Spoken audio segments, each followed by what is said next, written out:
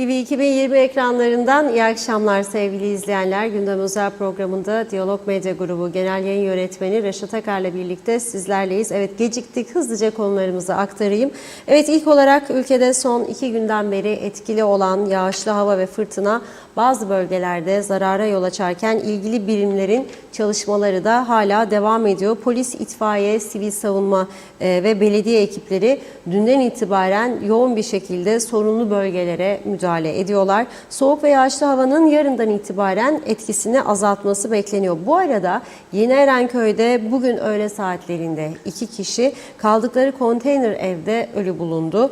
İşçilerin kaldığı konteyner içinde jeneratör çalıştırmalarının kötü sonucunun nedeni olduğu belirtiliyor. Konuşacağız. Havaların soğuduğu şu günlerde dar ve sabit gelirli ailelerinde nasıl ısındıklarını ortaya koyan özel röportajımızı sizlerle paylaşacağız.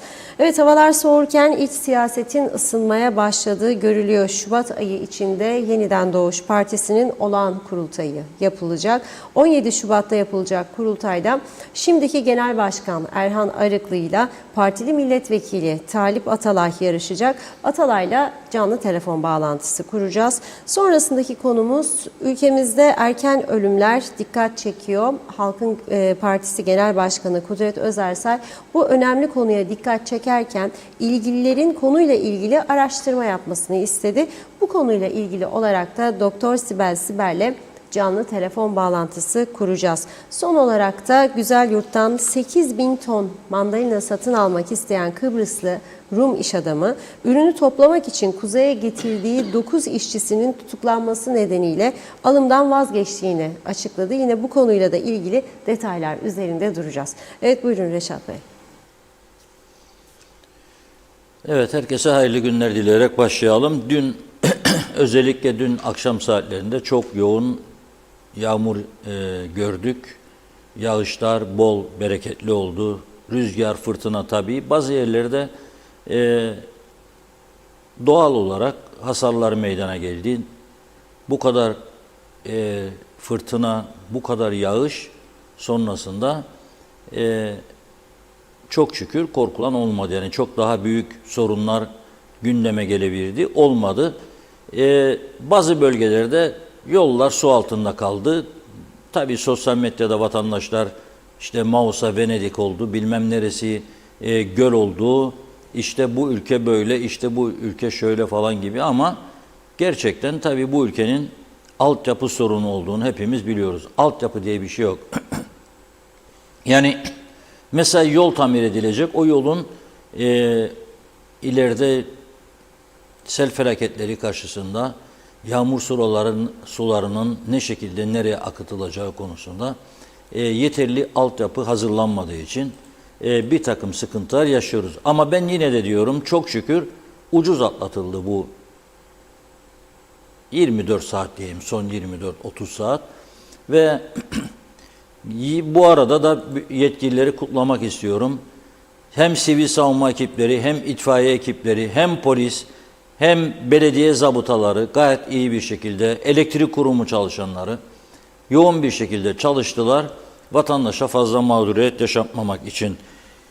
Geçikkale, Koruçam en fazla yağış alan bölgeler oldu. 174 kilogram ile Geçikkale, 119 kilogram ile Koruçam oldu.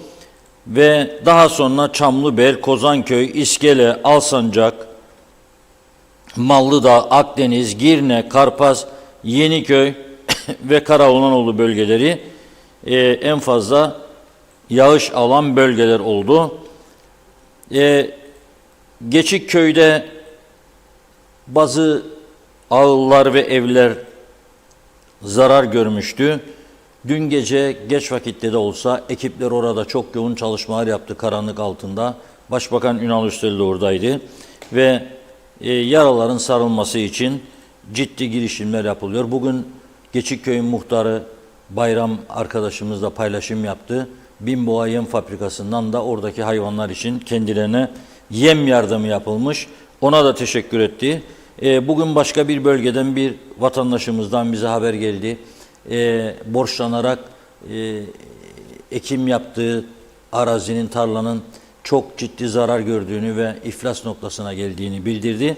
Ama daha sonra biz konuyu gündeme getirmemize kısa bir süre kala yetkililerin kendisine ulaştığını ve her türlü yardımın sağlanacağı yönünde söz aldığını söyledi. Onun için o konuya girmiyoruz bile.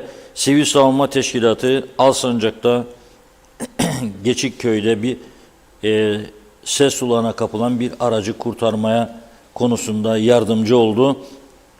Lefkoşa'da Milli Mücadele Müzesi'nin Bodrum katında yağmur sularının tahliyesi Devlet Su İşleri Pompa İstasyonu tarafından yapıldı.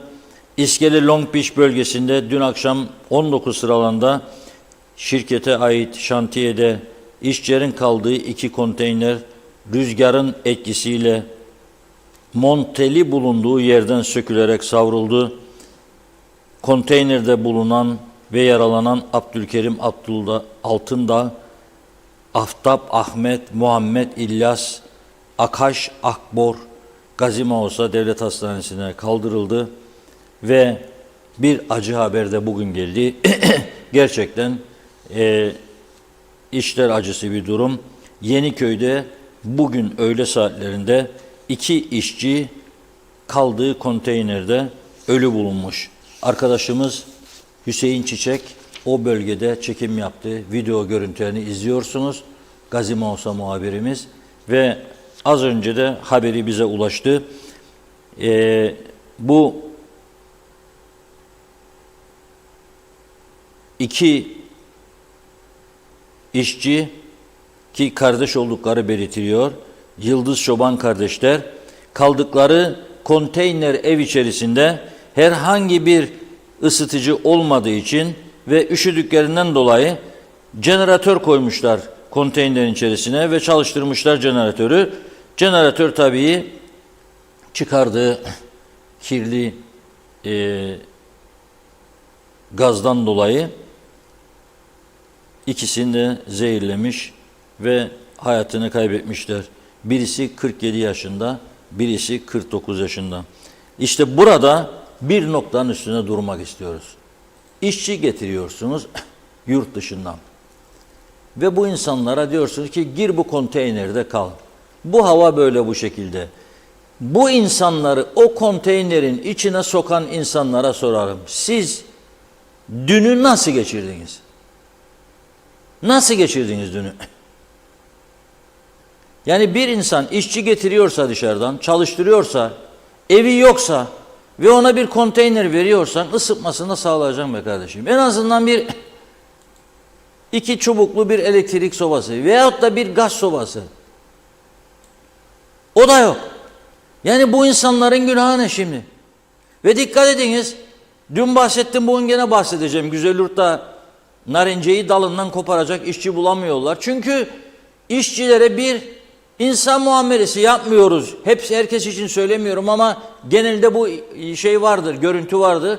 Bir de eller sıkı çok, yeterli maaş vermiyoruz. Vermeyince Türkiye daha avantajlı geliyor onlara. O açıdan bunu işte bu insanların insafına bırakmamak lazım. Bunu devletin eline alması ve kontrol etmesi lazım. Bunu devletin eline alması ve kontrol etmesi lazım. Çalışma Bakanlığı çalışma izni verdiği iş yerlerini denetlemesi lazım. Nerede kalır bu insanlar diye. Nerede kalır bu insanlar? Hangi şartlarda kalıyorlar? Buna bakmak lazım. Ama kaldı ki çok daha üzücü şeyler var bu ülkede. Biraz sonra geleceğiz bu konuya. Şimdi o yüzden ben Venedik olduk, sular altında kaldık. Ne bileyim felaket falan, felaket yok. Amerika'yı falan izliyorum ben dünyada aşırı yağmurlarda neler olduğunu. Ve şunu da söylüyorum altını çizerek. Bu ülkenin altyapısı tamam değildir. Hemen hemen tüm bölgeler sorunludur. Sorunludur. Tüm bölgeler. Çünkü yeterli altyapı yapılmadan üst yapıya geçiyorlar.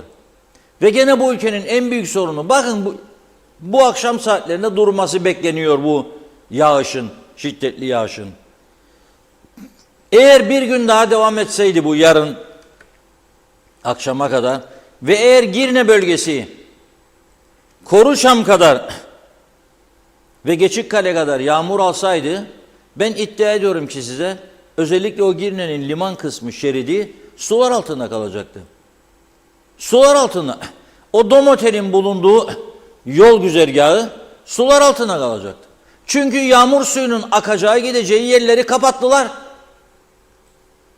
Kapattılar ve eski belediye yönetimleri de kapatıldığı süreçlerde oraların kapatılmasına göz yumdu. Mesai saati sonrasında yapın ben de görmedim dendi. Ve yaptılar. Kullanım alanlarını genişletsinler diye. Ama doğa affetmez ki seni. Peki her seçim öncesinde özellikle Güzelyurt'tan sonra hatırlarsanız Lefkoşa'da Taşkınköy su altında kalmıştı. Sosyal konut bölgeleri oralar. Sular altında kalmıştı.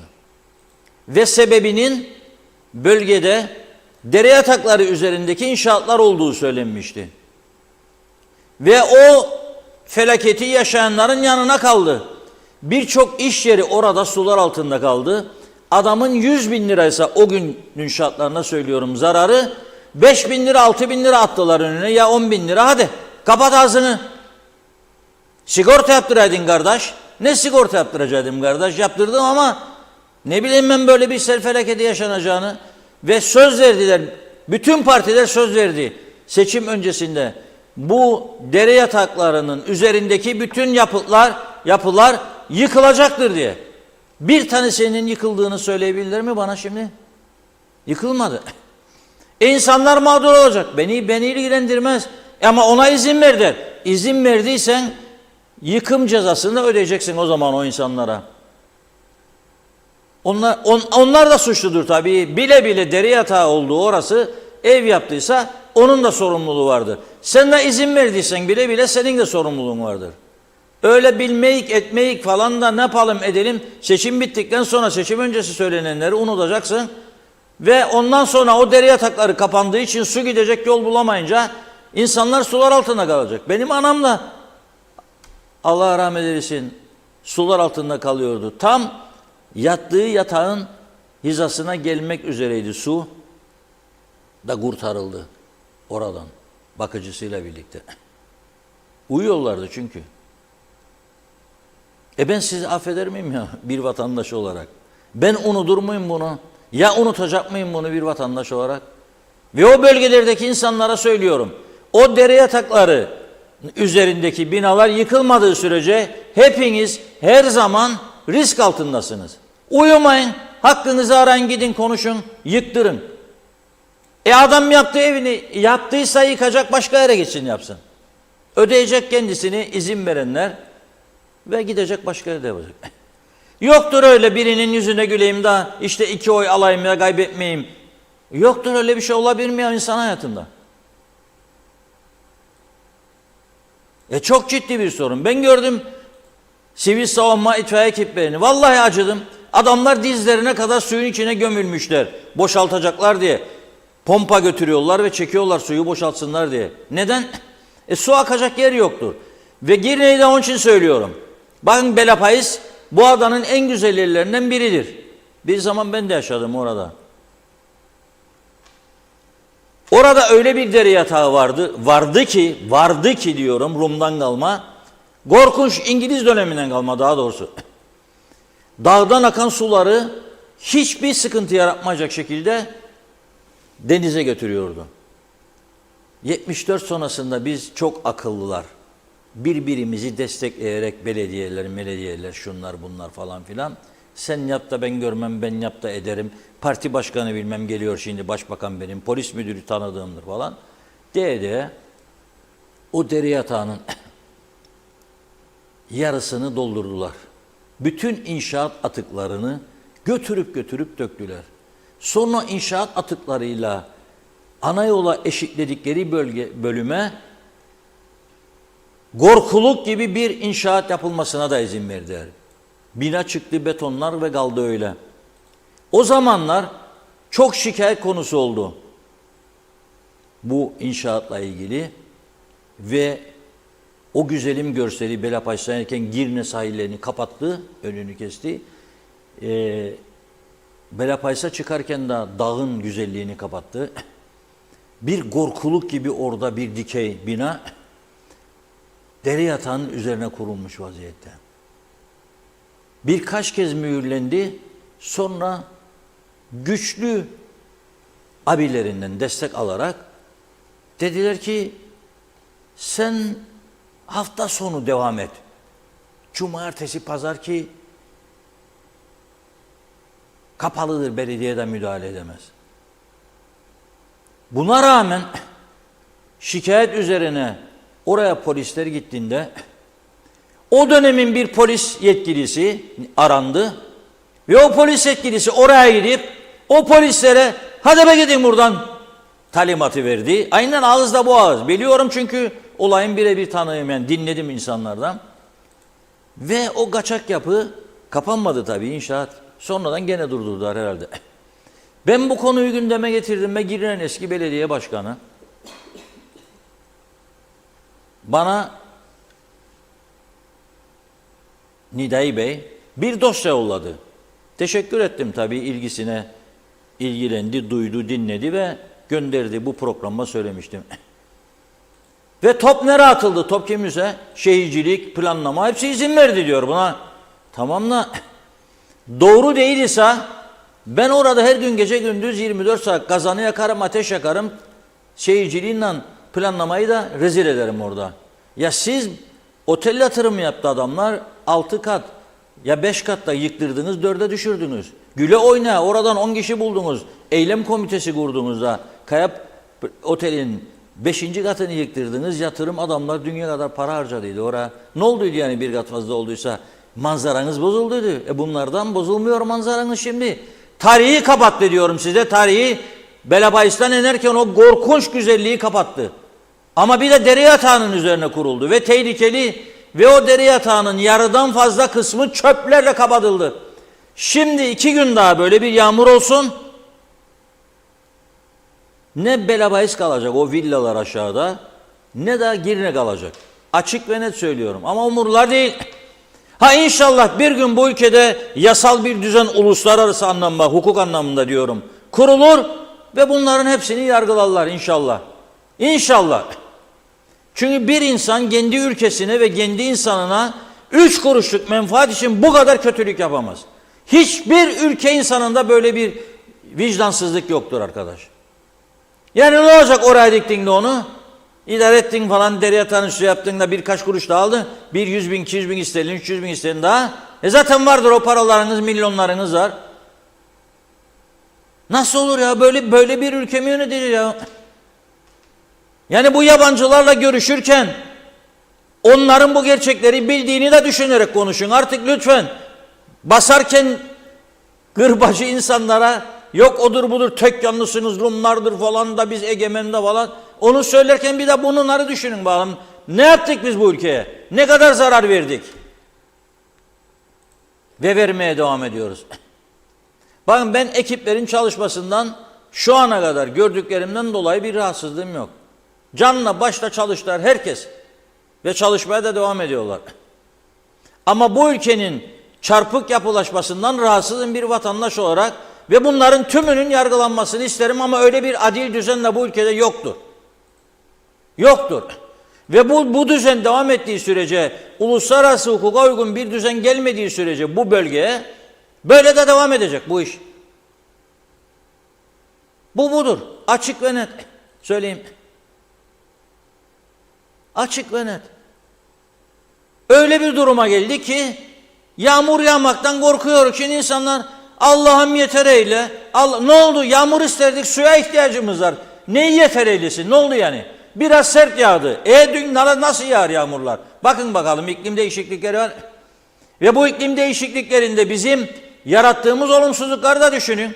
Bir teknecik santralinden çıkan zehirler, bir çöpler, etrafa dökülen çöpler, hasbolat dayanan otomobil lastikleri, her taraf pislik içerisinde, hayvan leşleri sokaklarda, inşaat atıkları bütün ormanlık dere yataklarından.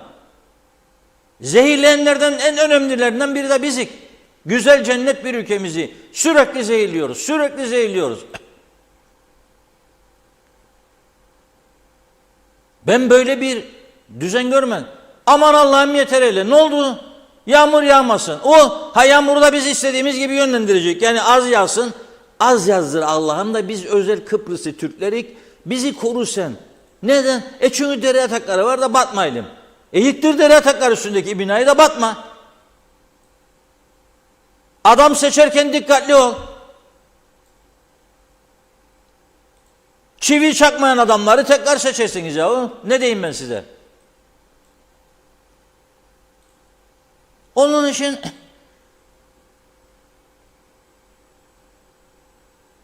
doğaya karşı gelinmez. Doğaya karşı gelinmez. Ve bu insanların da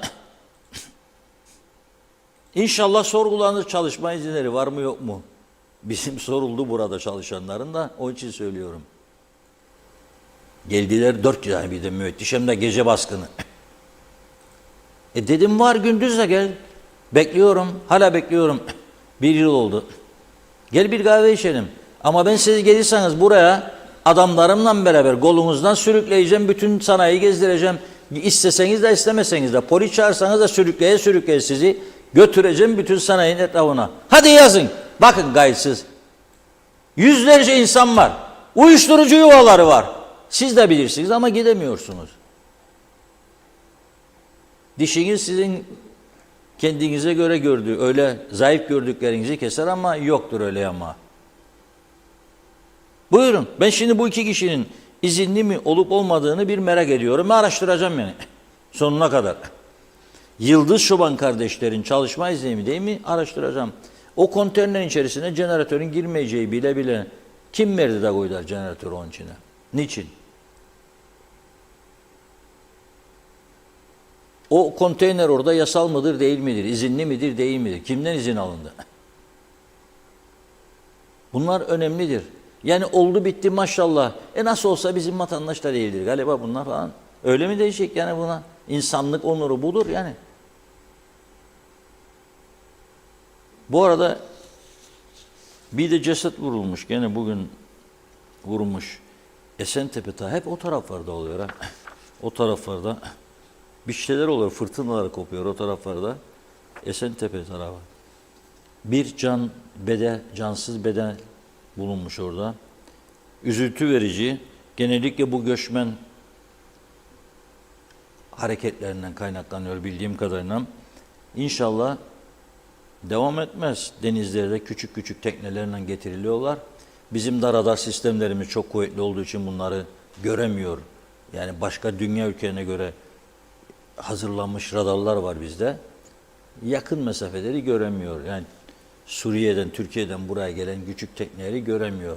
Daha büyük okyanuslar için gözlem yapabilecek radarlarımız var. O yüzden böyle oluyor.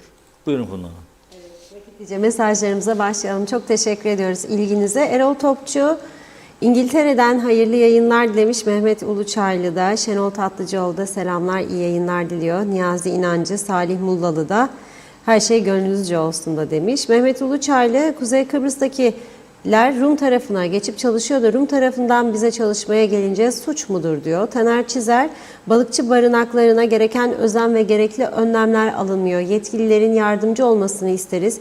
Ekmek teknemiz bizim orası. İyi yayınlar, doğru haber, doğru adres.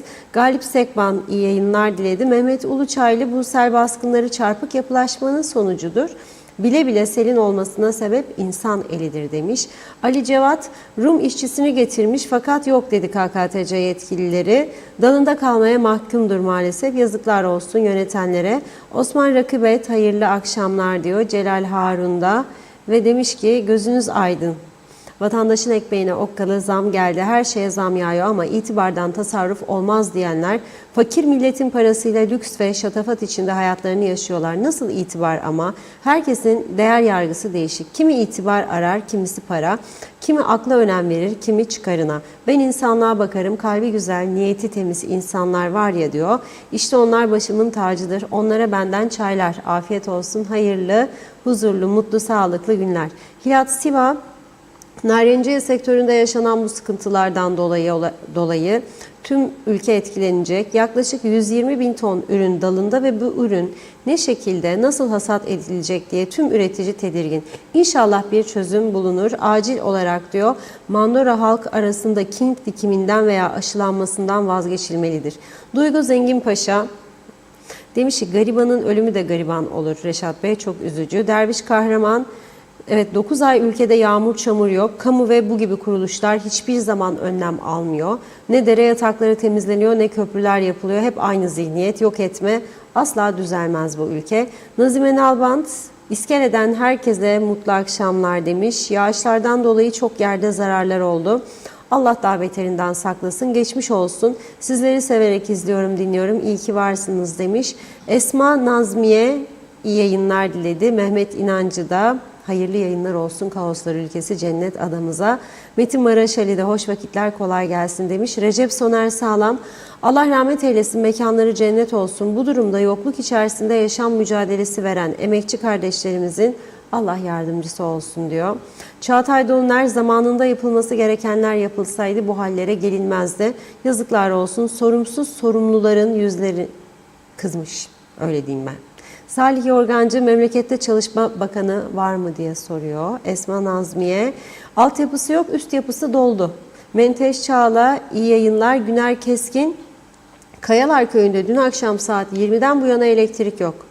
Arada bir monofaz geliyor, sonra yine gidiyor. Buzdolapları çalışamıyor, muhatap bulamıyoruz. Bu durum neyin nesidir? Sizin aracılığınızla öğrenebilir miyim? Güzel Yurt arıza cevap vermiyor demiş. Nus Halil, kurumsal adam öldürme yazdı mesajında. Erdinç Akün, iyi yayınlar. Mehmet İnancı, Reşat Bey, sert hava koşulları 1-2 gün sürüyor. Günlerce sürecek olsa ülkenin ne hale geleceğini düşünmek bile istemiyorum. Allah ada halkını korusun.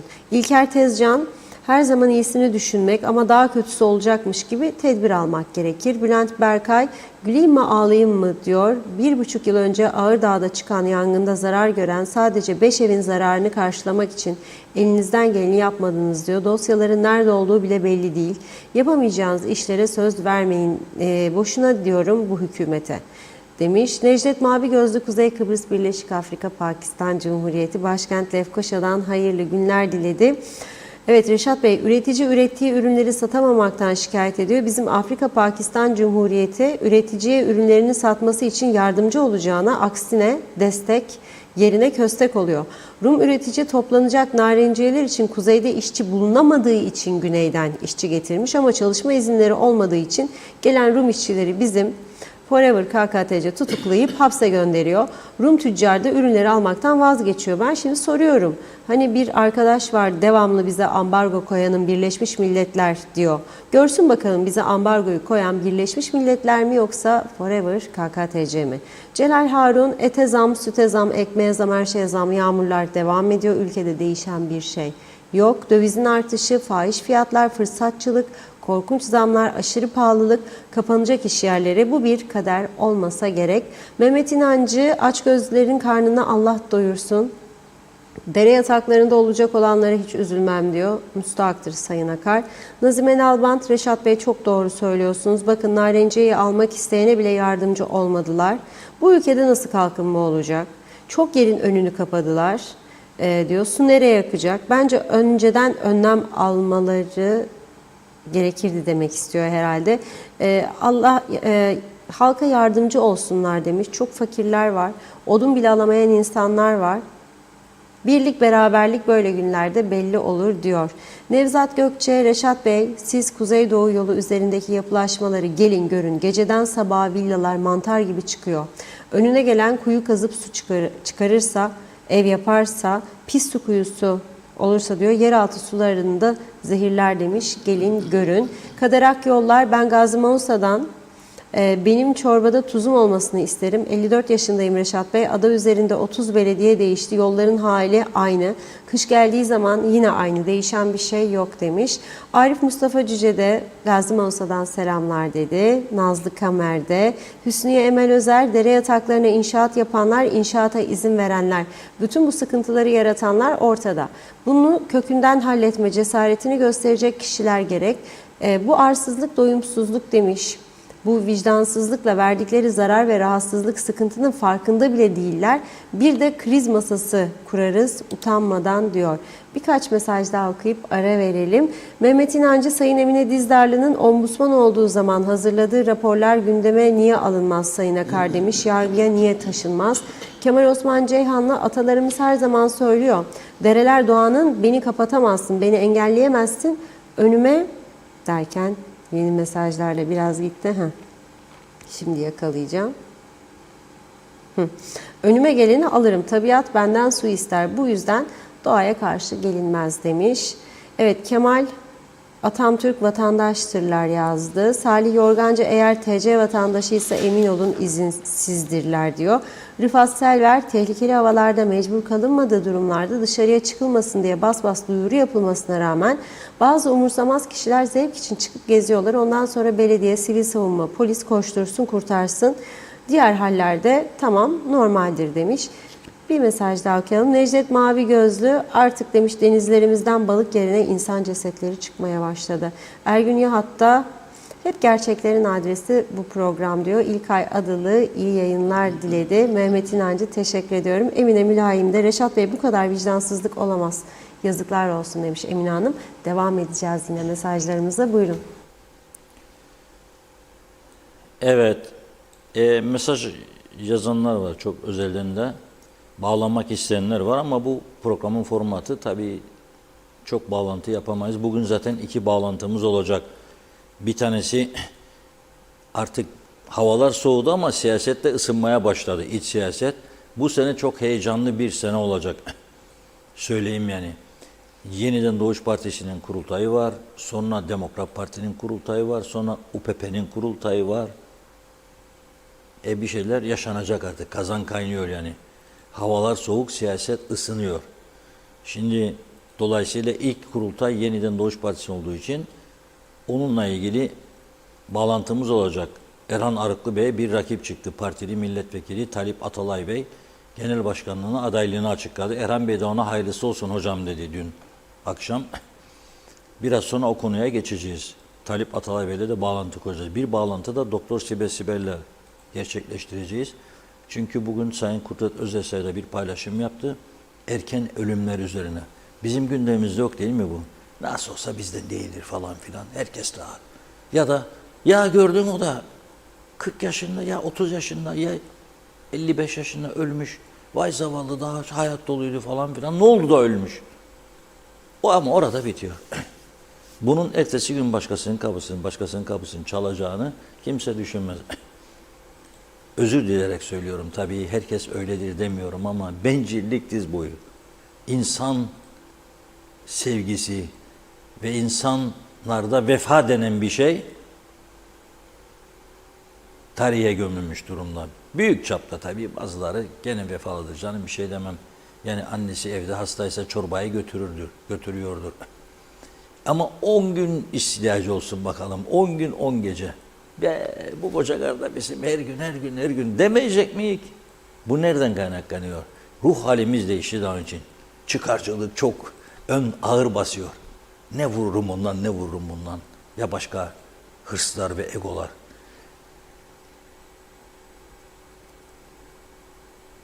Bu ısınma konusu son derece önemli. Bunun üzerinde acaba duran herhangi bir birim makam var mıdır? Bilmiyorum. Bakın. Güney Kıbrıs'ta son bir ay içerisinde Rum basınında ben 2 kez benzeri haber okudum ve 3-4 gün önce de Diyalog Gazetesi'nde 1. sayfadan vererek yayınladık. 137 tane evsiz insan varmış. Bakın sayılarına kadar bilirler. 138. Bunların kaçı Kıbrıs Rum'dur, kaçı yabancıdır ve hangi ülkelerdendir biliyorlar. İstatistikleri vardır. Evsiz insanlar var. Ve o evsizleri ev sahibi yapmak için hükümete çok baskı var. Şimdi bizim Ben bir daha bu konteyner içinde yatanları evi olan insan saymam. Ev değil çünkü.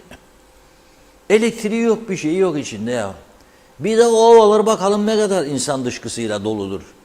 Götür at kendilerini oraya, ovanın içine ya deniz kenarına. Ama bu çevreciler bunları görmez ha. Kesinlikle görmezler ha. Aman aman boş ver. Amma da gidecek bakacaklar da eylem yapacaklar ya da Çevre Bakanlığı diye bir bakanlık var sözde onu harekete geçirecekler. Yapmazlar. Bu ülkede yıllar önce odun sobaları yasaklanmıştı. Fırınlarda odun yakılması, kara fırınlar diyorlardı, yasaklanmıştı. Şimdi eskisinden çok daha fazla kara fırın var. Ve bunu herkes de biliyor. Bir şey değil. Ne güzel köy ekmeciği ama odun içinde kara dumanlar, iş, zehir, çeker hamurda bir şey de gelir. Sonra zavallıcık kanser oldu. Nasıl oldu? Zincirin halkalarıdır. Birçok mesele vardı. Peki nasıl ısınır bu insanlar? Sen getirdin bu ülkeye, yerleştirdin işçi diye. Sonra döndün vatandaş yaptın. Ya adamın parası yok. Adam yıkık dökük. Yıkılmaya yüz tutmuş. Lefkoşa surlar içinde, Mausa'da, orada, burada. Evlerde kalırlar bu insanlar. Bilmez mi sen o evlerin yıkılmaya yüz tuttuğunu? Biliyorsun. Peki onun içinde nasıl ısınacak bu adam? Çocukları var, çoluğu var. Çok önem verdiğimiz bir konudur. Ve arkadaşımız Ömer Kadiroğlu bu görevi üstlendi. Nasıl ısındıklarına dair röportaj yaptı. İbret verici bir röportaj olduğunu düşünüyorum. Birlikte izleyelim. Malum havalar soğudu. Ne ile ısınıyorsunuz? Biz odunla yani tahta, palet ne bulursak yani yakıyoruz. Çünkü maddi durumdan dolayı yani geçinemiyoruz. Eşim engellidir, çalışmıyor. Ben de şu an yani rahatsızlığımdan dolayı ben de çalışmıyorum. Yani elektrik ödeyecek durumda değilim. Elektrikle ısınmayı tercih etmeliyiz. Evet, klima kesinlikle zaten yakamayız. Bu sefer bunları kullanmak zorundayız. Var mı klimanız? Var, aldık. Oğlum rahatsızlandıydı yazda. Yaz sıcaklardan dolayı kriz geçiriyordu çocuk. Onun için aldım. Yani borçlandım aldım. Çok şükür kullanamıyoruz yani. Odunları, tahtaları nereden alıyorsunuz? Vallahi eşim eski çalıştığı iş yerinden olsun. Mesela arkadaşları kim bulursa sağ olsun arkadaşları getiriyor bize. Evet yani almıyoruz değil size. Odun sobası. Odun sobası evet. Peki elektrikle ısınmıyorum dediniz. Elektriğiniz bu ay ne kadar geldi? Elektriğim 1500, bazen 6000'e kadar çıkıyor faturalarımız. Yani Chopin, su ısıtıcı Chopin kullanmak zorundayız. Hani sıcak su, onu tercih ediyoruz. Çünkü normal ısınma hani elektrikle çalıştırdığımızda gene normal ne derler ona güneş enerjisi falan gücümüz yok. Evimiz kiradır. Öyle işte. Geçim sıkıntısı yaşıyor musunuz? Çok. Çok. Eşim mahallen emeklidir. Onun için yani idare ediyoruz. O maaşla geçiniyoruz. Onun küçük herhalde bir miktar aldığı bir maaş var. Evet evet. Ne Düşük. kadardı? Düşük bir maaş alıyor. Yani şu an bu normalde 11.800 alıyordu. Şimdi bu bu şimdiki artışla 15.000 olacak büyük ihtimalle diye düşünüyoruz. Ne ile ısınıyoruz bu kış? Odun yakarık, tahta yakarık. Nasıl, Yani- nerelerden temin edersiniz odun ve tahtayı? Marangozlardan, ne bileyim ben, toplarım ovalardan, çaylardan toplarım tahtaları, odunları yakarık. Onları yaparsınız. Me- Alır mısınız odun yoksa Satın alamayık. Zaten aldığım para asgari ücrettir benim. Yetiştiremem. ne iş yaparsınız? Belediyede geçici personelim. Belediye personeli. Evet. Lefkoşa'ya geçip. Peki neden elektriği tercih etmezsiniz ısınma konusunda? Normalde faturaları zor yetiştiririm, zaten ödeyim. Tercih edemeyiz biz onları kullanalım. Yani klima yaksanız hiç ödeyemezsiniz elektriği. İmkanı yok yani. Geçim sıkıntısı yaşıyor musunuz? Geçim sıkıntısı, 3 çocuğum var benim. Onları okula göndermek, ne bileyim geçim sıkıntısı, zorluk yaşarık ya. Yaşarsınız. Tek çalışırsınız. Tek çalışırım. Eşim rahatsızdı zaten. O işleyemez. İyi kötü yuvarlanmaya çalışırız. Yani elektrik ne bileyim ben öyle gazlı şeyleri bile kullanamayız biz. Yani, imkanı yok. Kullanamayız yani. Evet, peki kolay gelsin diyoruz sizlere. Teşekkür ederim. Havalar soğudu, kış geldi. Neyle ısınıyorsunuz? Biz odunla ısınmaya çalışıyoruz, evet. Satın mı alıyorsunuz yoksa? Şu ana kadar şimdilik satın almadık. Satın almadınız. Satın almadık. Budanacak ağaçlar vardı bahçede birkaç tane. Çünkü satın almaya bile güç yetmiyor. Peki odun bittiğinde ne yapacaksınız? O zamana kadar Allah büyük. Şimdilik birkaç hafta yetecek kadar var. Sonrasına bakacağız.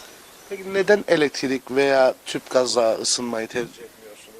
Elektriklerin durumu belli. Nasıl elektrik? Yani elektriği sadece sabah çocuk okula giderken yani bir yarım saat kadar yakabiliyor. Hani okul hazırlığını yapınca ondan sonra kapatıyor. Gün içinde açamıyoruz. Faturalar malum tabii ki. Ne kadar geldi bu ay fatura? Yani bize 1700, 1800 çünkü dar gelirli insanlar tek çalışan olunca Eşiniz çalışıyor. evet Peki geçim sıkıntısı yaşıyor musunuz? haliyle tabii ki tek çalışan olunca bütün faturaları düşünün yani. Evde genç kızınız var, kira ödüyorsunuz, tek çalışan borcu var tabii ki. Yani çünkü sürekli hep idare etmek zorundasınız. Neyle ısınıyorsunuz? Odun sobasıyla. Odun sobası. Evet. Neden elektrik veya tüp gaz değil? Bütçeme uymaz çünkü hem elektrik fazla gelir. O yüzden Odun sobası. odun sobası yakarım. Odunu nasıl temin edersiniz? Eşim getirir. Nereden? İnşaattan, şirketten, çalıştığı yerden. Nereden bulursa. Tahta falan yani yoksa odun? Yok odun. Odun. Talaş yakarım, odun yakarım. Öyle işte. Peki elektriği kullanmadınız ısınmak için. Ne kadar geldi son faturanız? En son faturam 650 lira geldi. 650 lira. Evet. Sarsıyor mu aile bütçenizi? Herhalde. Sarsıyor. Evet. Peki son sorum şu olacak. Ekonomik sıkıntı yaşıyor musunuz? Evet. Eşiniz tek mi çalışıyor? Eşim tek çalışıyor. Oğlumun bir tanesi okur. Lise sona gider. Biri de işitme engellidir zaten çalışamaz. Gün işe gider ama o şey yapamaz geri gelir. Evdedir ya şu an evdedir. Çalışamaz. Tek eşim. Çalışır. O yüzden Evet. ekonomik Evet. sıkıntı. Sanayi bölgesinde çalışır eşim.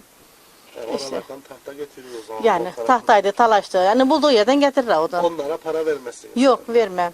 Eline geldiği kadar komşularıma da yardımcı olurum. Yani eşim getirir. Öyle. Verirsiniz. değil mi? Tabii. Elimizden geldiği kadar. Havalar soğudu. Neyle ısınıyorsunuz? Hiçbir şeyle. Hiç yakacak bir şey yapamıyoruz. Elektrik pahalı. Odun da kullanamıyoruz. Akşam evde oturduğunuzda Battaniye çekiyoruz. Bak battaniyelerimiz duruyor. Evet battaniyeler çekip oturuyoruz. klima taksanız ya da elektrik. Klimayı da ben kullanamıyorum. Astım boruş hastasıyım. Kullanamıyor yani. Bu sene kışta çözümünüz battaniye. Ne yapalım? Hayat şartları bunu gösteriyor. Elektriğiniz ne kadar geldi bu ay? 1 milyar 400. Sarsıyor mu aile bütçenizi? Tabii bir kişi çalışıyor. Sadece eşiniz çalışıyor. Evet. Ben ev hanımıyım. Çalışmıyorum. Çalışsam bile altı platinim var belimde. Çalışamıyorum. Ekonomik sıkıntı yaşıyor musunuz? Bütçeye göre, hayat şartlarına göre evet zorlanıyoruz. Yani gıdı gıdına.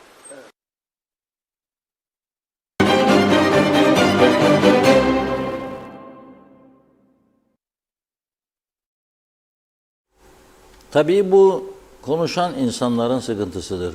Konuşmayan çok insan var. Arkadaşlarımız anlatıyor. Bazı insanlar çok ciddi sıkıntı içerisinde ama konuşmayayım.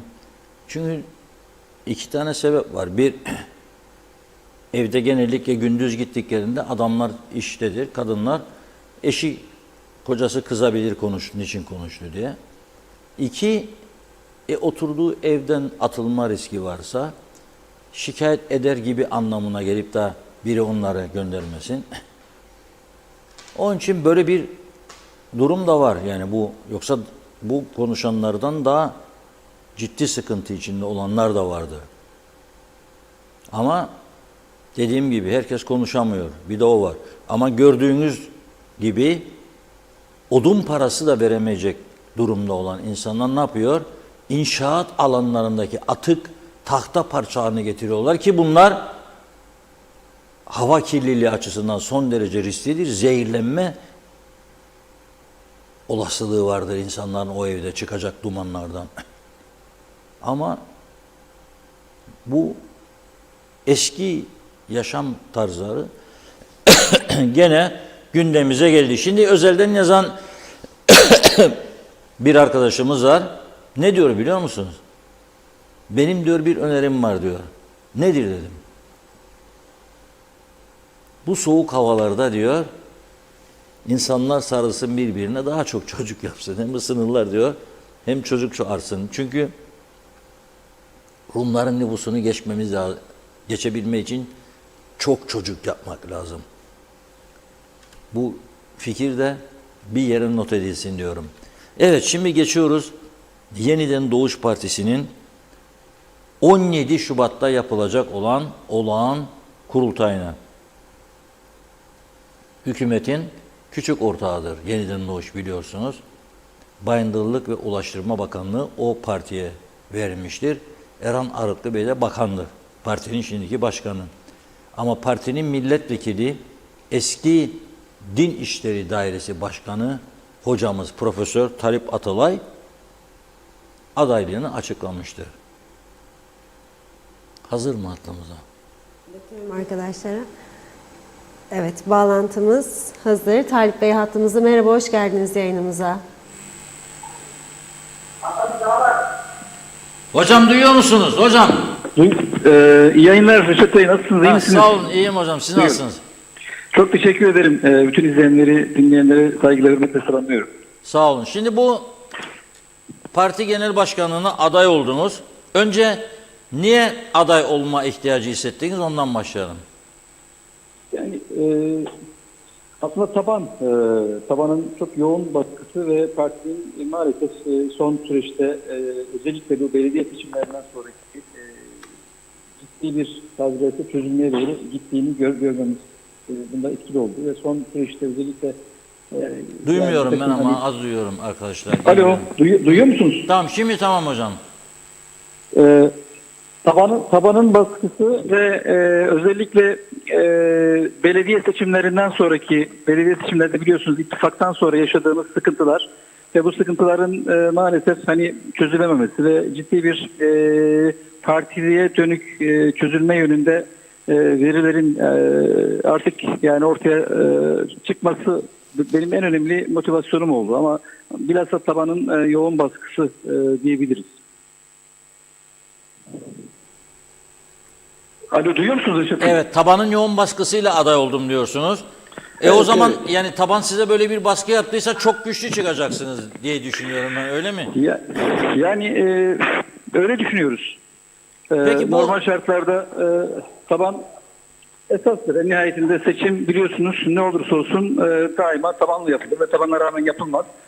Benim de en çok üzüldüğüm nokta şu, özellikle bu konuşmalar geçerken bizde tabii biraz da geçmişte yaşanan yanlış bir takım işlerin ve korkuların etkisiyle bizim tabanımız işte kurultay kaldırmaz, seçim kaldırmaz gibi tabanı aşağılayan ifadelerin kullanılması son derece yanlış. Çünkü bu taban doğruyu, eğriyi, kazananı kucaklamayı, kazananı takdir etmeyi, kaybedeni kucaklamayı bilebilecek bir taban. Bu taban koyun değil ki çobansız hareket edemesin, kendi başına karar veremesin. Yani tabanın bu kadar aşağılanması son derece yanlış. Bu insanlar kendi işlerini, güçlerini görebilecek, doğru yanlışı seçebilecek insanlar. Dolayısıyla bu ifadeler de beni üzüyor ve ben hep baştan beri de yani seçim daima demokrasinin hazmedilmesi, her aşamada bütün partinin bütün kademelerinde mutlaka sandık konulması olabildiğince, çok gerekli değilse sandıksız işin yapılmaması gerektiği düşüncesindeyim. Çünkü biz demokratik bir ülkede yaşıyoruz. Neticede demokrasiye alışamayan bir partinin demokratik reflekslerini geliştirmesi, bu sahip olduğu yetenekleri ilerletebilmesi, bu ülkeye bir katkı sunabilmesi mümkün değil. Çünkü siz seçimsiz durumlarda ancak bir şekilde aslında bir çeşit hani otokratik yapı üretirsiniz ve ondan sonra da maalesef bu yapı da doğal olarak gücün aşağıya doğru paylaşımına izin vermez. Yani biz o yüzden öncelikle taban yani yaklaşım itibariyle gücün yukarıdan aşağıya, örgütlerden yukarıya tamamen dengeli bir şekilde dağıtılacağı bir yapıyı hedefliyoruz. Bu ülke, bu parti de bu ülkede böyle bir yapıya, böyle bir partiye layıktır diye düşünüyorum. Evet. Sizde partide delegeler mi seçiyor, üyeler mi seçiyor genel başkanı? Bizde partide delege sistemi yok. Üyeler seçecek. Üyelerimiz seçecekler. Kaç üyeniz var? Dolayısıyla Kaç tane üyesi var partinin? yani işte ya 8.000 üzerinde üyemiz var. 800'ün üzerine. Peki bu 8.000'in Erhan Bey'in 8.000'in üzerinde. bu Erhan Bey ile ilgili Sayın Özelsen'in yapmış olduğu suç duyurusu, bu da sizi tetikledi mi tabanınız? Yani mal varlığındaki değişikliği bildirmediğine ilişkin, biliyorsunuz gitti meclis başkanlığına, ondan sonra gitti savcılığa şikayette bulundu. Zamanında bildirmedi mal varlığındaki değişimi diye. Bu da etkili oldu mu sizin adaylığınızda ve tabanın sizi zorlamasında etkili oldu mu bu durum?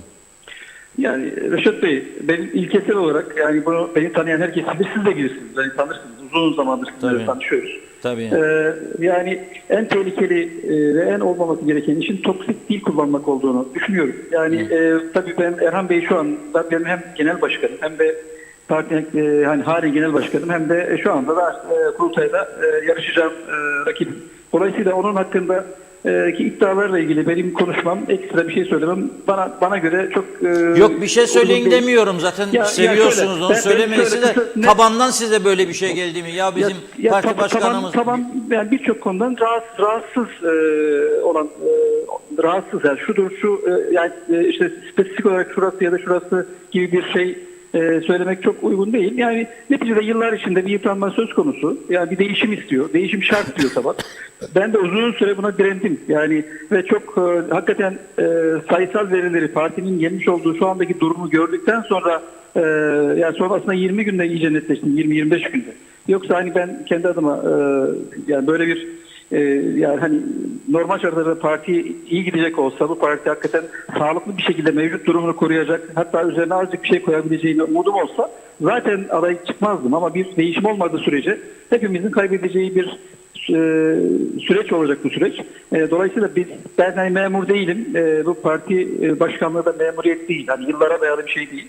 Yani aslında güzellikle oturup konuşarak, karşılıklı bir anlayışla, birbirimizi anlayarak, birbirimizle ilgili yani hani daha böyle yani yapıcı, daha ılımlı ve aslında gözetici, partinin geleceğini düşünücü bir yapı üzerinden yürümek lazım geldiğini düşünüyorum. Çünkü bizde genelde propaganda edilen şey şu: İşte seçilen gidiyor, işte parti tabanı bunu kaldırmıyor. Hayır, parti aslında bizlerin dili, bizlerin üslubu, bizlerin yaklaşımları tamamen ilkesel konular üzerinden partiyi daha iyi geliştirmek, nasıl geliştirebiliriz üzerinden olsa parti tabanı bunu pekala kaldırır. Ama şimdi hani dilimizi eğer biz toksik, zehirli geri dönüştürürsek, işte seçim de herkes ötekine her şeyi söyleyebilir, yanlışına yakalanırsak o zaman netice itibariyle sizi seven, destekleyen kişilerin de dengesini bozmuş olursunuz. Liderliğinizi kötü kullanmış olursunuz.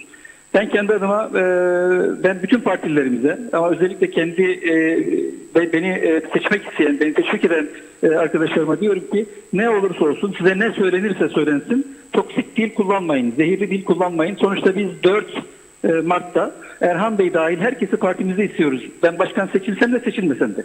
Çünkü biz partimizde kalacağız. Kaybettiğimiz zaman gideceğiz gibi bir söylemimiz yok. Sonra bu insanlar bize oy verdiler, bize güvendiler, seçtiler.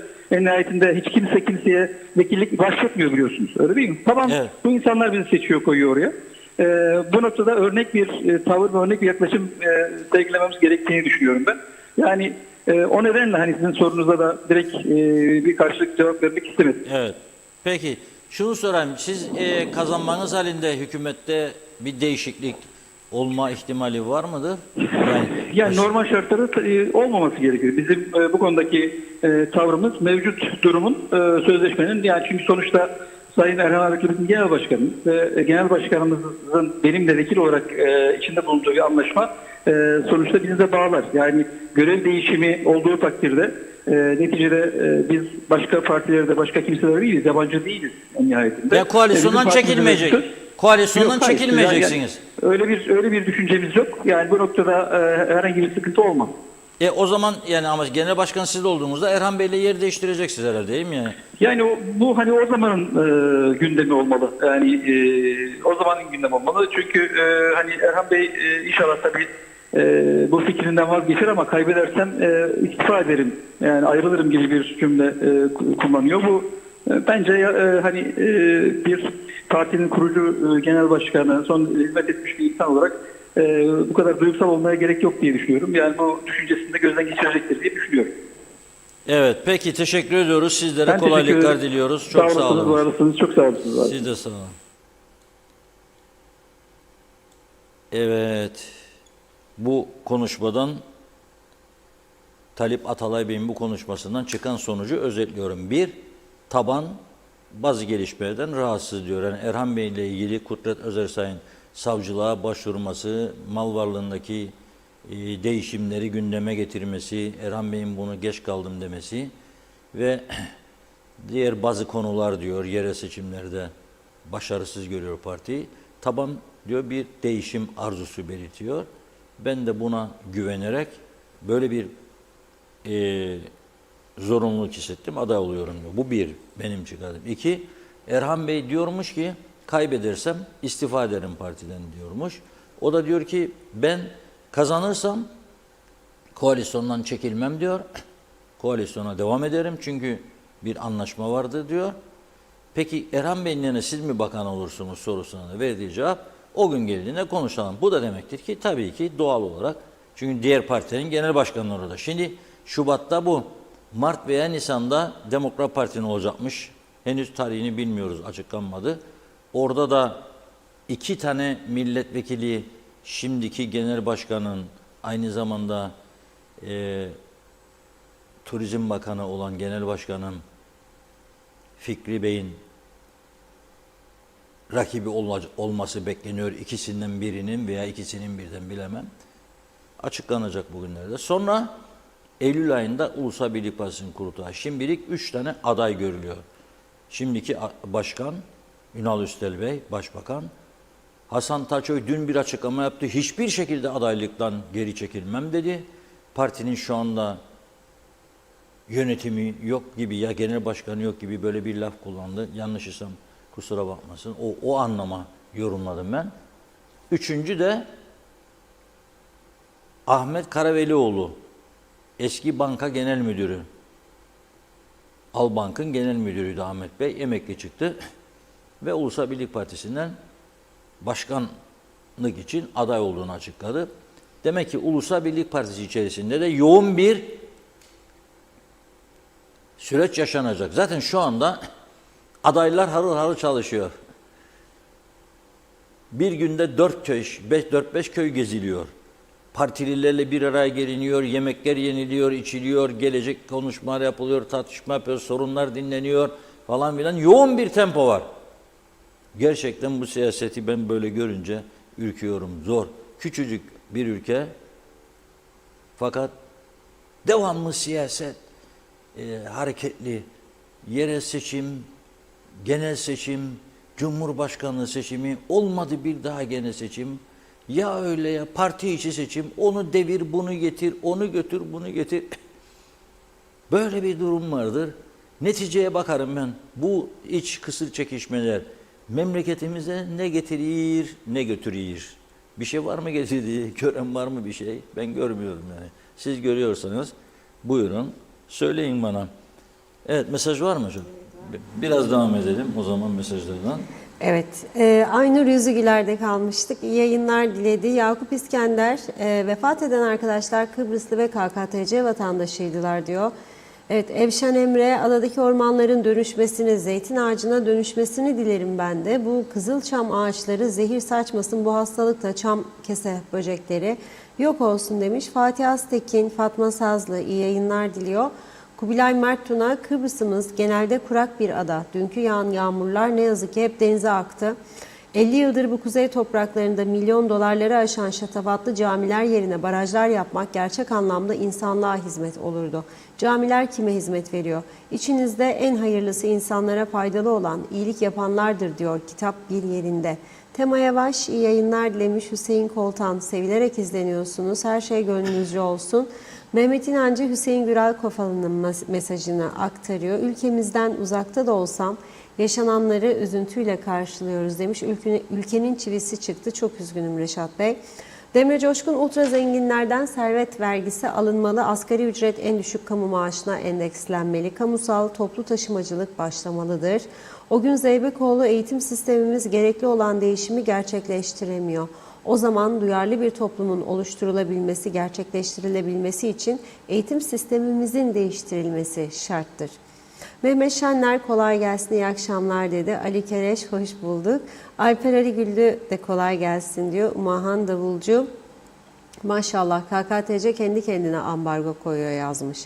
Aynur Yarkın iyi yayınlar dedi o da. Yücel Barbaros kalkınmanın adını her yere ev yapıp dere yataklarını doldurmakla, nüfusu bilinçsizce arttırmakla görenlerin akıbeti böyle olur.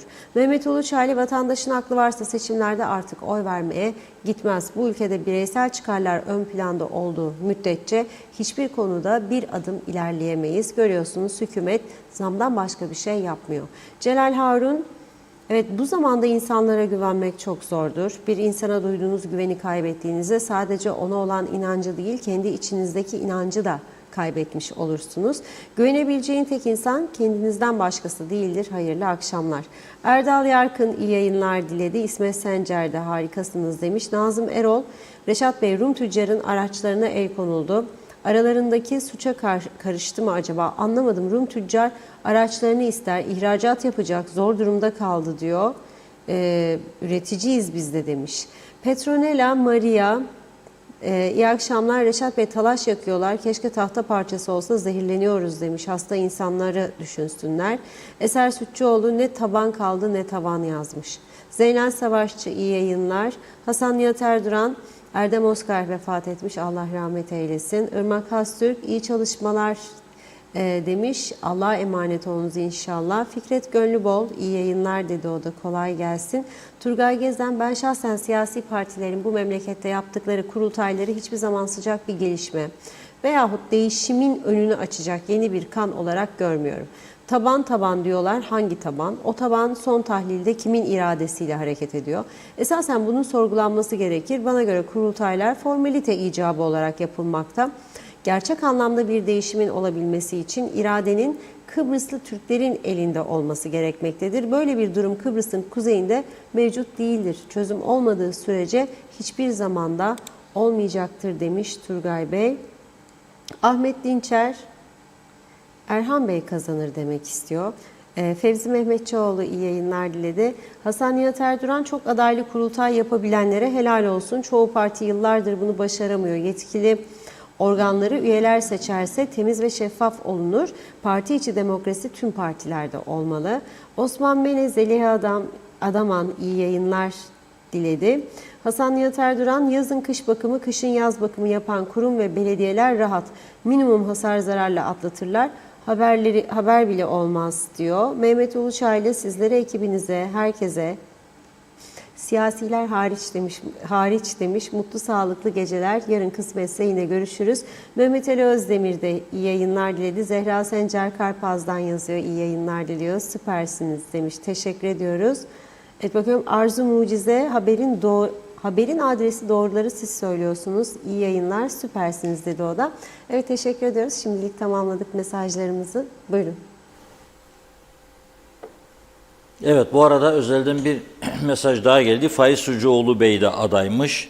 Ben de şakayla karışık bir not yazdım altına yazan arkadaşa. Dedim ki onay aldı mı dedim Faiz Bey. Evet dedi, aldı dedi. Kesindir dedi. Hatta dedi kabinesi bile hazır dedi. Yani Bakanlar Kurulu. O kadar iddialıyım mı bilmiyorum. Faiz Bey'le de ileriki günlerde konuşuruz. O da adaysa 4 oldu demektir. Yani Ünal Üstel Bey, Hasan Taçoy, Faiz Sucuoğlu, Ahmet Karavelioğlu 4 olur. Bakalım bu sayı artabilir. Bir ara Ekonomi Bakanı Olgun Amcaoğlu'nun adı geçiyordu. Milli Eğitim Bakanı Nazım Çavuşoğlu'nun adı geçiyordu. Ama aday olurlar mı olmazlar mı önümüzdeki günlerde göreceğiz. Tabii bir de şu vardır partiler içerisinde. Aday olur birileri, sonra taraflardan biriyle anlaşır bakanlık garantisi alarak geri çekilir. Bizim ülkemizde bunlar da oluyor. Çok oldu gördük. Yani bu davada olacak demiyorum ama olma olasılığı çok yüksek. Genelde böyle olur. Mesela seçimlerde iddialı adaylar diğerlerine der ki birlikte hareket edelim. Eğer sen başbakan olursan Yahut da ne bileyim bakan ben de olurum. Yani birbirimizi destekleyelim, birlikte hareket edelim gibisinden. Evet, bugün Sayın Kudret Özersay önemli bir konuya dikkat çekti. Sosyal medyada gördüm. Gerçekten bizim de konuşmak istediğimiz bir konuydu. Neredeyse diyor her birkaç günde bir pıhtı attı ya da emboli attı gerekçesiyle ani beklenmedik genç ölüm haberleri alıyoruz. Bilimsel verilere dayalı bir araştırma yapılması ve kamuoyunun da bilgilendirilmesi ihtiyaçtır diyor. Covid geçirenlerde bu hastalığın nasıl hasarlar bıraktığına, dünyada tartışılmakta olan aşıların olası yan etkilerine ve diğer faktörlere bakıp soru işaretleri giderilmelidir. Halk arasında bu konudaki endişe giderek artıyor. Sağlık Bakanlığı bu konuya kamuoyunu rahatlayacak şekilde bilimsel temelde bir araştırmayla ve sağlıklı veriyle açıklık getirmelidir diyor. Biz de düşündük, tartındık. Bu konuyu kimiyle konuşalım? Eski Meclis Başkanımız, Başbakanımız ama alanında uzman, uzun yıllar dahiliye mütehassısı olan Sayın Sibel'le konuşmak istedik. Hazır mı? Evet, Sibel Hanım hattımızda. İyi akşamlar, hoş geldiniz yayınımıza. İyi akşamlar, iyi yayınlar dilerim Funda Hanım, Reşat Bey. Selamlar Sibel Hanım, nasılsınız? Teşekkür ederim, iyiyim. Bu kadar konular hep konuşuyoruz ama her şeyin başı sağlık diyoruz yine ve tüm izleyicilerimize de sağlıklı günler, sağlıklı yaşam dilemek istiyorum.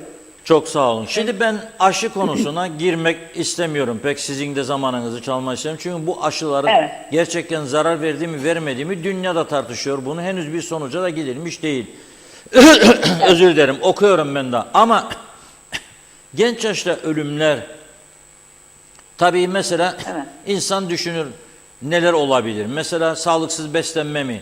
Ne bileyim ilaçlı, hormonlu yiyeceklerden fazla tüketmemiz mi? Çevre kirliliği mi? Stresli yaşam mı? Yani bütün bunları sıraladığımızda bir de aşırı sigara ve alkol tüketimi mi? Bunlar size göre en yoğun olanlar hangileridir? Ve yani insanlar bu erken ölümlere karşı alabileceği tedbirler var mıdır? Böyle kısaca bunları konuşalım. Evet. Şimdi Reşat Bey, ani ölüm dediğimiz olay şu, bilinen ölümcül bir rahatsızlığı olmayan birisinin birkaç saat içinde aniden hayatını kaybetmesidir. Ve genelde biz şöyle deriz, işte bu ani ölümlerle karşılaştığımızda işte birkaç saat evvel beraberdik, yemek yiyorduk veya işte konuştuk, televizyon seyrettik, sonra odasına çekildi. Bu şekilde tanımlanıyor ani ölüm. Yani hiçbir bilinen rahatsızlığı yokken aniden hayatını kaybetmesi. Şimdi dünyada yapılan istatistiklerde bu ani ölümlerin en fazla nedeni tabii kalbe bağlı nedenler ve aritmi yani ritim kusurları. Bir kişide bir ritim kusuru oluşuyor. Aniden altında yatan tabii ki nedenler var. Ve bu ritim kusuruna bağlı kalp pompalamıyor ve hayat duruyor.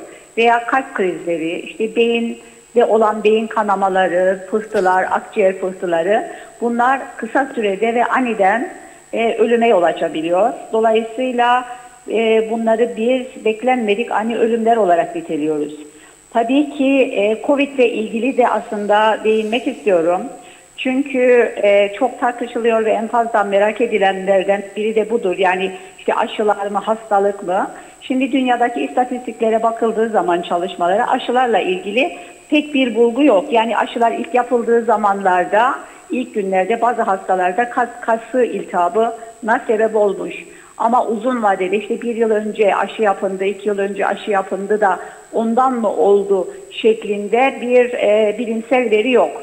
Ama Covid hastalığının ani ölümlerde artışa neden olduğuna dair istatistik bilgiler var. Hatta 3 kat, 4 kat bu kalbe bağlı nedenlerle Covid'in sebep olduğu, ölümlerin olduğu belirtiliyor bilimsel çevreler tarafından. Biz şimdi bu ani ölümlerle ilgili şunu diyebilirim aslında. Az önce sizin söylediklerinizle ilgili. Mesela şöyle bir şey oluyor.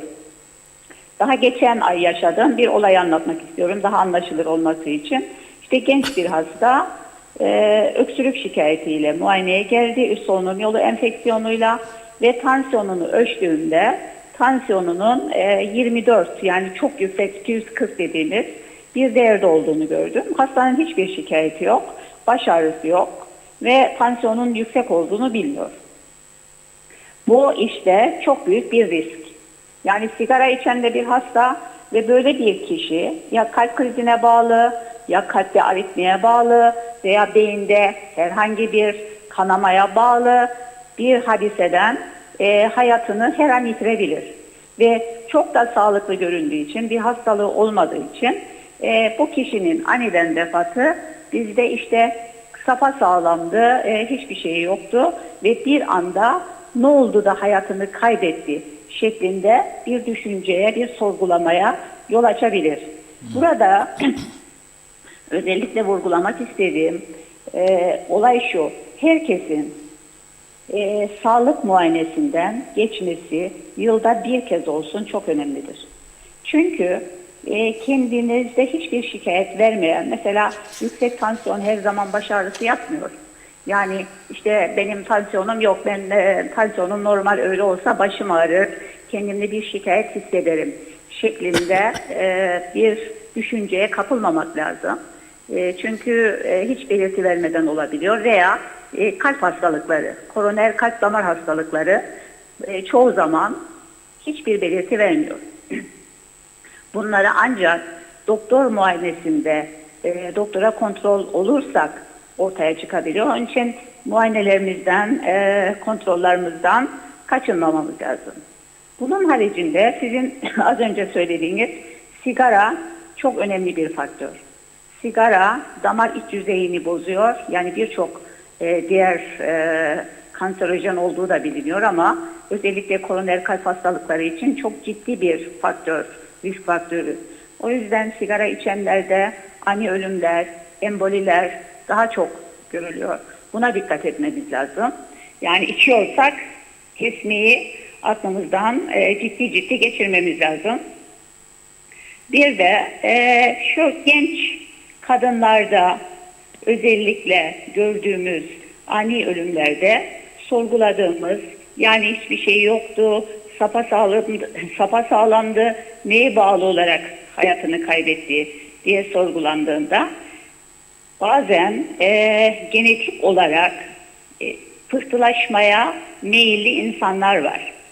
Yani bizim ülkemizde de oldukça sık görüyoruz.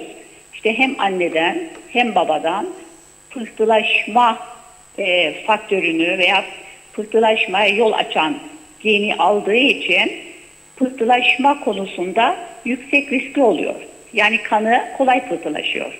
İşte bu gibi kimselerin östrojen tedavisi alması da bu pıhtı riskini artırabiliyor ve maalesef işte ani ölümler, akciğer embolisi olarak karşımıza çıkıp ani ölümlere yol açabiliyor. Evet. O nedenle altında bir risk faktörü var mı yok mu? Risk faktörümüz varsa bunu doktorumuzla konuşarak, işte tetkiklerimizi yaparak, işte aile anamnezi, ailenin geçirdiği hastalıklar, bunlar da göz önünde bulundurularak tetkiklerimizi yapmamız, ihmal etmememiz gerekiyor. Tabii bu tetkikleri nerede yapacak? Mesela dar ve sabit gerili bir insan hastaneye gidecek doğal olarak. Hastanede o tetkiklerin tümünü yapmıyorlar benim bildiğim. Hatta son zamanlarda bazı kan tahlillerinin doğrudan Türkiye'ye gönderildiği ve Türkiye'den cevaba göre teşhis konduğunu duyuyorum. Son derece üzücü bir şey. Yani hem devlet olma iddianız var hem de kan tahlilinin nerede kaldı ya bu çağda? Ben geçenlerde tanık oldum bir mesele. Bu kan tahlili mesela romatizmal problem ileri bir tetkik yapılmasını isteyen hassas doktorlar var. O yazdığı zaman bizim tarafta diyorlar ki biz bunu yapamayız, Türkiye'ye göndermemiz lazım. 10 günde cevap gelir. Güney Kıbrıs'a gider adam kan tahlilini yaptırır. Onlar da der ki biz burada yaparız bunu. Ancak ileri derinliğine kadar inmek için belirli aşamalardan geçer. Bu 3 gün der, 4 gün der. 3 gün, 4 gün sonra netice sizdedir. Şimdi tabii maliyeti de çok yüksektir. Çok yüksek. Mesela derinlemesine bir romatizmal artrit tahlili yapıldığı zaman, yani ben doktor değilim, bunu söylerim zannetmesin birileri de doktorların yerine geçtim. Bazıları öyle düşünebilir. Ama ben bunu yaşadığım için söylüyorum, tecrübem vardır. 400 euro. O da indirimli fiyatmış. Doktorum arkadaşımdır falan demesi nedeniyle. 400 euro kolay mı adam verecek, bunun derinliğini yapacak. Mesela D vitamininin, hatırlarsınız çok konuştuk bu konuyu. Ne kadar bir insan sağlığında önemli olduğunu biliyoruz. Ama o da pahalı bir tahlildir ve devlet hastanesinde benim bildiğim yapılmıyordu. Hala yapılıyor yapılmıyor bilmiyorum. Yapılmazsa bu, o zaman adam boş ver ya D vitamini falan der, gider köyüne. Yani bunlar olumsuz etkilemiyor mu insan sağlığını? Evet, kesinlikle Reşat Bey ve geçenlerde zaten bu konuyla ilgili bir paylaşım yaptım. Şimdi sosyal devletin en önemli görevi sağlığı, insan sağlığını korumaktır. Yani sağlıklı yaşam bir insanın en temel hakkıdır ve bu sağlıklı yaşam sadece bireyin, kişinin kendisinin dikkat etmesiyle, sağlığını korumaya çalışmasıyla mümkün değildir. Bu devlet ve birey el birliğiyle, işbirliğiyle güvende olabilir ancak sağlık. Dolayısıyla devlet bacağı zayıfsa şu veya bu nedenden dolayı o zaman kişinin yaşamı riske girer. Eğer ki hayati bir tetkikse bu ve hastanede yapılamıyorsa ve özelde yapılabiliyorsa, bu özelde yapılabilen tahlilin, tetkikin maddi karşılığı devlet tarafından, sosyal devlet tarafından karşılanmalıdır. Çünkü sosyal güvenlik şemsiyesi dediğimiz ve herkesin bu şemsiyeye girmek zorunda olduğu bir yapımız var. İşte sosyal sigortalı veya kamu görevlisi. Dolayısıyla bu yapıda herkes sağlığı için gerekli primleri kesiliyor ve ödeniyor. Bunun karşılığını vermek zorundadır ve sorumluluğundadır bir devlet bireye, vatandaşına veya burada çalışanına ve sigortalısına, işte kamu görevlisine. O nedenle şu veya bu nedenle işte ilaç yoktur, efendim bu tahlil yapılamaz gibi mazeretlerle veya mazeret değil bunun adı, yetersizliktir. Böyle bir durum sosyal devlet anlayışında yoktur. O nedenle bu çok önemlidir. Bir noktaya daha parmak basmak istiyorum. Şimdi Sayın Özelsay'ın da paylaşımı işte bir açıklama yapılsın, bu ani ölümlerle ilgili falan diyor ama yani bizde yeterli bir istatistik kurumu da yok maalesef. Yani şimdi biz böyle konuşuyoruz ama acaba geçtiğimiz yıllara oranla bu ani ölümlerde ne kadar bir artış var? Yani şöyle de diyebiliriz, işte birçok gelişmiş ülke Covid öncesi ve Covid sonrası ani ölümleri kıyaslayan istatistiki verilerini çıkarmışlar. Bizde bu istatistik kurumu yeterli olmadığı için bu konuda da yeterli bilimsel veriye ulaşmamız çok zor. Yani mesela geçen yıl ne kadar, az önce tarif ettiğim tanımlamayla ani ölüm dediğimiz olayla geçen yıl kaç kişi hayatını kaybetti ve otopsi neticeleri neydi? Ne kadarı işte emboliden, ne kadarı kalp krizinden veya işte beyin içi hadiselerden, beyin kanaması veya beyine pıhtı atmasından hayatını kaybetti. Ve biz hekimler olarak böyle bilimsel verilere ulaşamıyoruz maalesef. Evet. Ve küçücük bir toprak parçasında yaşayan gelişmiş büyük ülkelere göre, büyük kara parçalarındaki insan nüfusuna göre oldukça az sayıda nüfusa sahip ve insan kaynakları açısından çok zengin ama maalesef kurumsallığını geçen bunca yıla rağmen tamamlayamamış bir yapıda böyle yani sorgulayarak, sorarak bir sonuca ulaşmaya çalışıyoruz. Gerçeğimiz bu. Evet, ilginç gerçekten. Başka önler de var tabii, siz bir doktor olarak inanırım pek girmek istemezsiniz bu konulara ama mesela acil servise gittiğinde adam, ben bu emboli işlerini nasıl deniliyorum biliyor musunuz? Doktorları suçlamak istemem ama hastanelerde genellikle acil servislere gidip ve birkaç saat sonra hayatını kaybedenler için genellikle hep emboli attı, yapacak bir şeyimiz yoktu cevabı verirler. Acaba öyle miydi değil miydi diye ben bundan devamlı kuşku duyan bir insanım. Tabii bu benim mizacım olabilir, karakterim olabilir, güvenmemezlik meselesi olabilir ama ben genelde duyunca üzülüyorum. Yani hastaneye geldi, acilden geçti, nasıl emboli attı diyorsun bana. Orada acil serviste yeterli uzman doktor olmaması da herhalde önemli bir etkendir. Ne diyorsunuz bilmiyorum. Yani kişi başına düşen, yani acil servisler çok yoğun ve dolayısıyla çok fazla hasta acil servise müracaat ediyor. Mesela boğazı ağrıyan da acil servise gidiyor.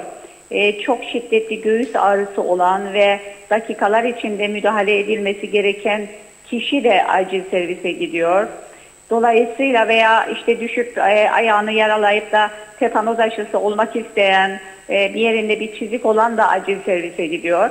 Dolayısıyla burada aciliyetin kimler acildir, işte daha dışarıda o travak sistemi dediğimiz sistemle hemen ayrılıp erken müdahaleye alınması çok önemlidir. Ama şunu da söylemek isterim Reşat Bey, dünyanın birçok ülkesine göre bizde küçük bir yer olmamız, ulaşımın daha kolay ve mesafelerin çok az olması, acil hastaların doktora ulaşması istatistiğine bakarsak daha önde olduğumuzu söyleyebilirim. Evet. Bir de bizde yine birçok olumsuz noktalarımız olmasına rağmen yine iyi bir konuda ya daha parmakla basayım. Bizde uzmana ulaşma da çok kolaydır ve çok rahattır. Tabii. Ama mesela bir İngiltere örneğini örnek verecek olursam, bir kişinin uzmana ulaşması bir hastanın çok kolay değildir. Uzun bekleme zamanları vardır. Bizde istediğiniz anda kardiyoloğumuza ulaşabilirsiniz.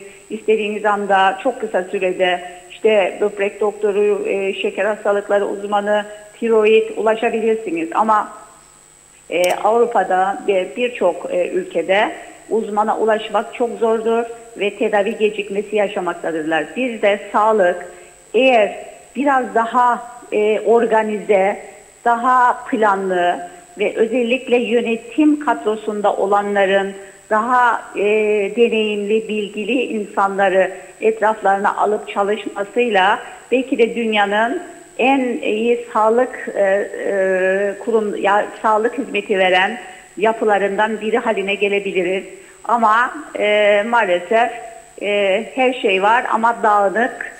O nedenle bunu olumluya çevirmek için de çok başarılı bir çalışma olduğunu göremiyoruz. Yani doğruyu görüyorsunuz, niye bu yapılmıyor diyorsunuz. İşte şu engel, bir hayli bürokrasi, bir hayli yasalar var, yasalar, anayasalar, baba yasalar, evet, mesela engel çıkarır, hala, sendikal sözleşmeler, haklar, menfaatler, şudur evet, budur. hala yasası yok mesela sağlığın. Yani kamu sağlık hekimlerinin yok. Yani böyle bir keşmekeş içinde mesela hastane hekiminin özelde çalışması yasak diye bir yapı var ama işte hastane hekimine vermesi gereken maaşı da veremediği için bu kadar yıl eğitim görmüş, uzmanlaşmış ve çok gerçekten zor şartlarda çalışan hekimlerimiz var.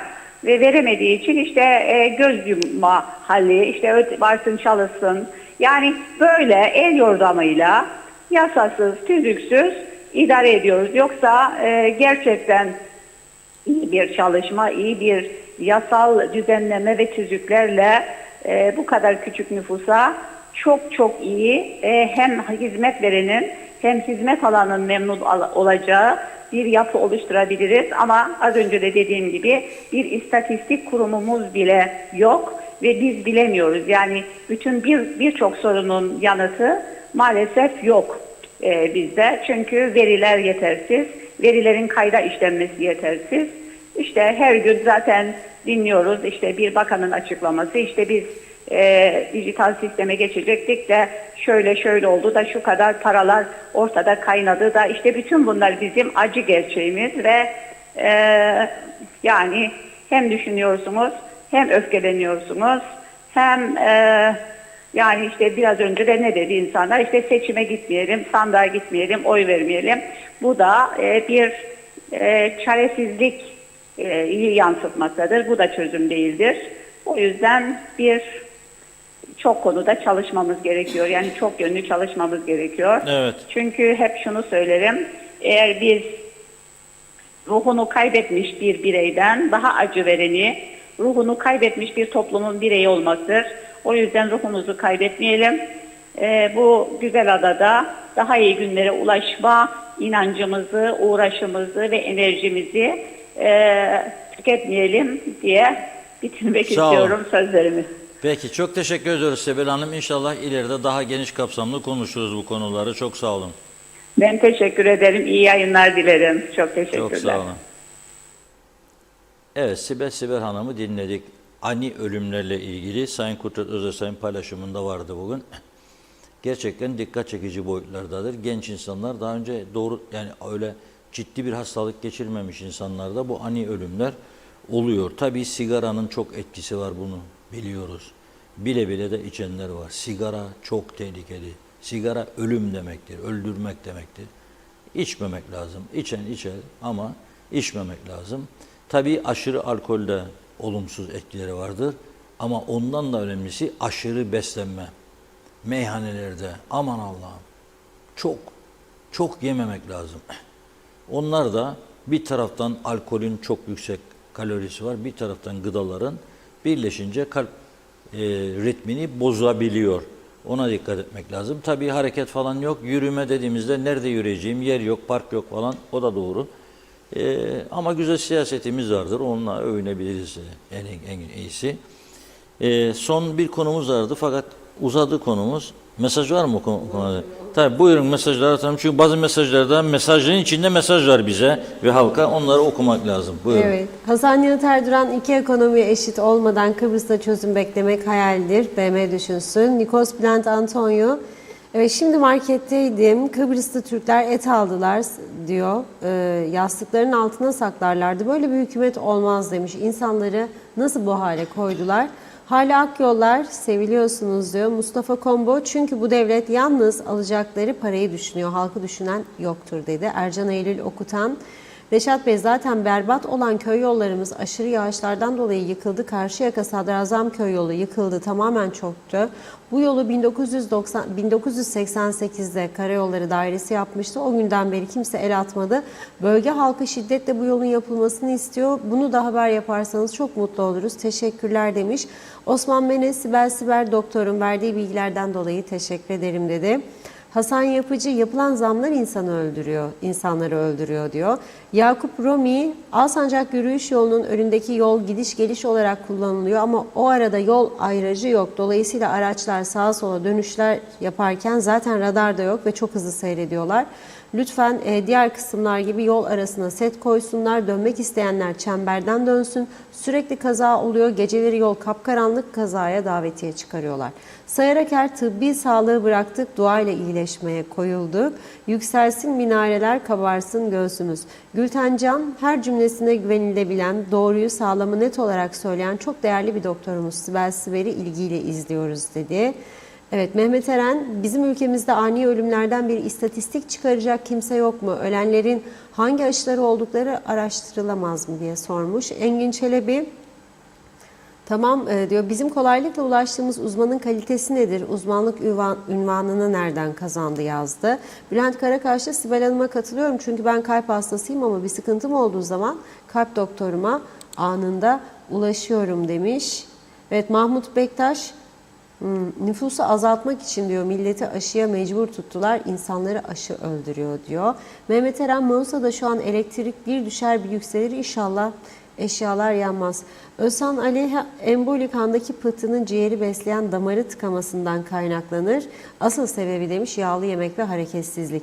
Metin Maraşeli, acil servisler neden çok meşgul? Nüfus ne kadar olduğu önemli. Bir de sağlık sisteminin doğru çalışmaması demiş. Evet, Engin Çelebi, tamam da bizim onu okuduk. Evet. Mehmet George karşılığı sosyal sigortalar neden ilaç sorunu çözülmüyor? Ben vatandaş olarak sorguluyorum. Lütfen birileri bana açıklasın. Zehra Hasan Yemişçioğlu. Bu ülkede o kadar stres var ki insanlar hep hasta. Örneğin geçen hafta hastaneden ultrason randevu aldım. 16 Nisan'a vermişler randevuyu. Bekleyeceğiz diyor. 16 Nisan olsun ölmeyelim de test yaptıralım yazmış. Mehmet İnancı can boğazdan gelirmiş, boğazdan çıkarmış Reşat Bey. Hasan Nihat Erduran ambargolu ekonomi olmaz dedi. Bakıyorum. Hasan Yılmaz Işık bu ülkede sigarayı kapalı alanlarda yasaklattıran Tüketiciler Derneği halka sağlığını koruyacak önemli bir hizmet yapmıştır. Kapalı alanlarda sigara yasakmış. Evet bakıyorum. Zannediyorum tamamladım. Teşekkür ediyoruz. Buyurun. Evet çok teşekkür ediyoruz. Program süremizi de açtık. Bugün müziğimizi de dinleyemedik. Güzelyurt'taki narenciye meselesi çok önemlidir. Çok önemlidir. Narenciye dalında kaldı diye geçen hafta eylem açıklamaları yapıldı. Ateşler yakılacak dendi Doğancı'da şurada burada bir yığın tepkiler. Ardından adam geliyor 8.000 ton narenciyeğinizi alacağım diyor mandalinanızı. Adama deniyor ki kesim yapacak ekibimiz yok. Dalında kaldı. Adam diyor pratik çözüm bakıyor ki ürün iyi. Pazarı da var satacak acil. Tamam diyor. Getiriyor 9 kişi koyup aracın içine. Toplayın mandalinaları diyor. Birileri oralardan zaten bir insan düşmanını yakınından arayacak derler. O köylüler de düşmanını yakından arasın. Düşmanı yakından aramak lazım. Uzaktan değil. O köylülerin yakınları telefon açmışlar. Polise gelin de burada Rum işlediler kaçak. Ne oldu işledirse Rum'u? Sana ne oldu yani? Senin ürününü toplayıyor götürecek de kendi ustası için işliyor. Sen ödemiyorsun ya parasını kaçak çalıştırıyorsun. Da polise bildiriyor. Polis de elinde çürümüş eskimiş forever tiyarensi yasalarıyla tutukluyor adamları. 7 gün. Yani adam buraya para verecek, mal alacak. Dalda kaldı dediğin ürünü kurtaracak sana. Sen ona taltif ediyorsun bir daha pislik. Şimdi bana soruyorlar. Ya biz o önden gidip yolcu aldığımızda yasal mıdır sen Rum Sosyal Sigortalar Dairesi'ne kayıtlı mı çalışın o tarafta? Soruyorum. Yok. Seni tutarsan olacak ya yarın orada. Ha? Ne kadar tutarsız işlerimiz vardır. Ne kadar tutarsız işlerim. Ve bugün oldu bakıyorum ne Çalışma Bakanlığı, ne Tarım Bakanlığı, ne İçişleri, ne Dışişleri kimseden sesi de yok. Herkes rahat ve huzurundan memnun. Akşam hangi meyhanedeyiz? 1 saat kaldı. Söyleyin bakalım. Yok be kardeşim. Kusura bakmayın yani. Evet bugün bu kadar bu konu üzerinde yarın da daha sonraki günlerde durmaya devam edeceğim ben. Bu olacak bir şey değildir ha. Olacak bir şey değil. Karnım açtır diyorsun. Sana getirip yemek veriyor komşu.